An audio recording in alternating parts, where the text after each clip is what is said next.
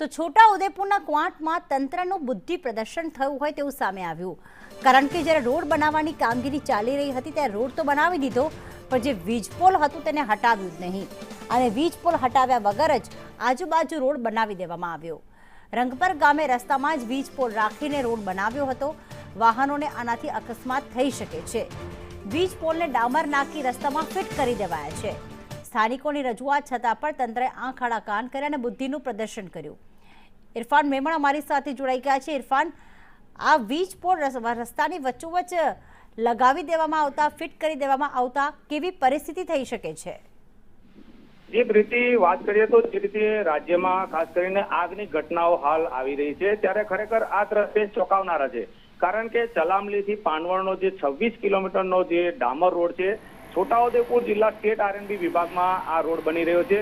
ખાસ કરીને 36 કરોડ રૂપિયાના ખર્ચે જ્યારે આ રોડ બની રહ્યો છે ત્યારે એજન્સીઓ ઉતાવળા ગોળે કામ કરી રહી છે, પરંતુ જે સ્થાનિક જે સ્ટેટ આરએનબીના જે ઇજનેરો છે, આટલું મોટું કામ હોય છતાં પણ જ્યારે વચ્ચોવચ્ચ વીજ પોલ છે એને વીજ પોલ આજુબાજુ ડામરનો માલ નાખીને વીજ પોલને ફિટ કરી દેવામાં આવ્યા છે। એટલે ક્યાંક ને ક્યાંક જે ખાસ કરીને આરએનબીની આ ઘોર બેદરકારી કહેવાય, કારણ કે માનવ જિંદગીની હવે જાણે કોઈ પરવા નથી।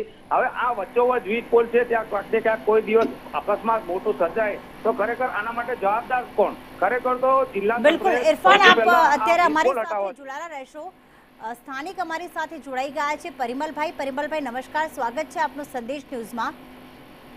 નમસ્કાર પરિમલભાઈ, આ 26 કિલોમીટરનો રસ્તો તો બનાવવામાં આવી રહ્યો છે, પણ વીજ પોલની આજુબાજુ ડામર પાથરી દેવામાં આવ્યો, કેટલી તકલીફ પડી શકે છે ભવિષ્યમાં?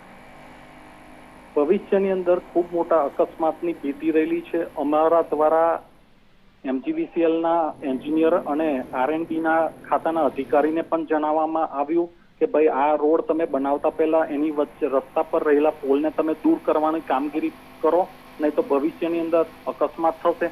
તેમ છતાં એ સાહેબો અમારી વાત સાંભળી નહીં અને રોડ હાલમાં બનાવી દીધો છે।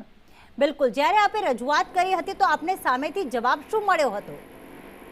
મને કહેવામાં આવ્યું કે એમજીવીસીએલના અધિકારીએ એવું કીધું કે ભાઈ આરએનબી વિભાગના અધિકારીએ અમને કોઈ લેખિતમાં પોલ હટાવવા માટેની અરજી આપેલ નથી, તો એ અરજી આવશે તો અમે એ કામગીરી જોઈશું।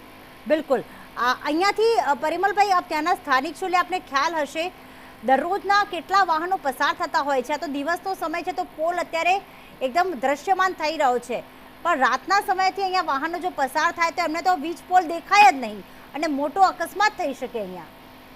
જી, હાલમાં તો હમણાં લગ્નની પણ સિઝન ચાલી રહી છે, દિવસે એટલા સાધનો એ રોડ પરથી પસાર થઈ રહ્યા છે, એટલા રાત્રે પણ પસાર થઈ રહ્યા છે, એટલે અહીંયા ખૂબ જો આ પોલ નહીં હટાવવામાં આવે તો ખૂબ મોટો અકસ્માત થાય તેવી ભીતિ વર્તાઈ રહી છે। બિલકુલ, આભાર પરિમલભાઈ સંદેશ ન્યૂઝ સાથે વાત કરવા બદલ। તો ત્યાંના સ્થાનિકે એ જ કહ્યું કે ક્યાંક આરએનબી અને એમજીવીસીએલ આ બંનેની ક્યાંક લેખિત અરજી નથી મળી અને આ બંનેની ક્યાંક વચ્ચે અત્યારે સ્થાનિક લોકો પીસાઈ રહ્યા છે, કારણ કે સ્થાનિક લોકો જ નહીં, સ્થાનિક લોકો તો અકસ્માત થવાનો ભય સતાવી રહ્યા છે। જો આ રોડ પરથી કોઈ બી મોટું વાહન પસાર થાય, સામસામે જાય તો રાતના સમયે તો આ વીજ પોલ દેખાય જ નહીં ને મોટું અકસ્માત થઈ શકે, ને વીજ પોલ સાથે જ્યારે વાહન ભટકાય, અકસ્માત થાય ત્યારે આગ લાગવાની પણ સંભાવના છે। રજૂઆત કરવા છતાં આ વાત જે ટેકનિકલ જે સ્થાનિક લોકો છે તેમને તો ખ્યાલ આવે છે, પણ ખરેખર જેનો આ વિભાગ છે, જેને આ આખી જવાબદારી સોંપવામાં આવી છે, તેને આ વસ્તુ દેખાઈ નહીં, એટલા માટે આ મૂર્ખતા કરવામાં આવી છે કે જ્યારે એક તરફ રોડ બનાવવાની કામગીરી થઈ રહી હતી, હજી ડામર પાથરો ન હતો, ત્યારથી જ સ્થાનિક લોકો દ્વારા અરજી કરવામાં આવી હતી અને કહેવામાં આવ્યું હતું કે આ વીજ પોલ હટાવી દો, પણ લેખિત અરજી નથી મળી, એના માટે આ વીજ પોલને ત્યાં અત્યારે ખડકી દેવામાં આવ્યો છે, આજુબાજુ ડામર પણ પાથરી દેવામાં આવ્યો।